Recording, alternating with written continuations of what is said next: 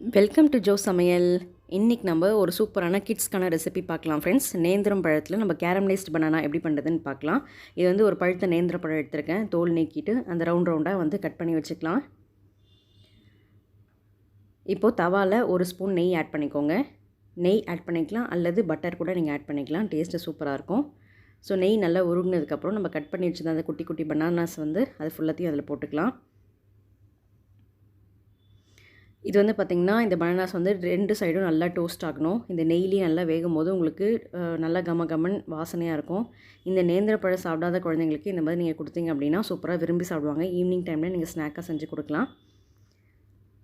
இப்போ பாருங்கள் 2 சைடு நல்லா டோஸ்ட் ஆனதுக்கப்புறம் ஃபைனலாக நம்ம வந்து ஒயிட் சுகர் ஆட் பண்ண போகிறோம். ஒயிட் சுகர் ஆட் பண்ண விருப்பம் இல்லாதவங்க நீங்கள் ப்ரௌன் சுகர் கூட ஆட் பண்ணிக்கலாம்.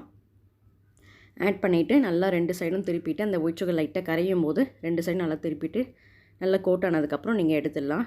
ரொம்ப ஈஸியான டேஸ்டியான ரெசிபி. இதை பிடிக்காதவங்க யாருக்குமே இருக்க மாட்டாங்க ஃப்ரெண்ட்ஸ். ரொம்ப ஜூஸியாக நல்லா சூப்பராக ஒரு டேஸ்ட்டில் இருக்கும். ஸோ கண்டிப்பாக ட்ரை பண்ணி பாருங்கள். இந்த வீடியோ உங்கள் எல்லாருக்கும் பிடிச்சிருக்கும்னு நினைக்கிறேன். பிடிச்சிருந்தால் மறக்காமல் லைக் பண்ணுங்கள். இன்னும் நீங்கள் என் சேனலை சப்ஸ்கிரைப் பண்ணாமல் பார்க்குறீங்க அப்படின்னா ப்ளீஸ் இந்த வீடியோக்கு கீழே இருக்க ரெட் கலர் சப்ஸ்கிரைப் பட்டனை ப்ரெஸ் பண்ணிக்கோங்க. கூடவே பெல் ஐக்கான் ஆல் அப்படின்றத கிளிக் பண்ணி வச்சுக்கோங்க. தேங்க்ஸ் ஃபார் வாட்சிங். தேங்க்யூ.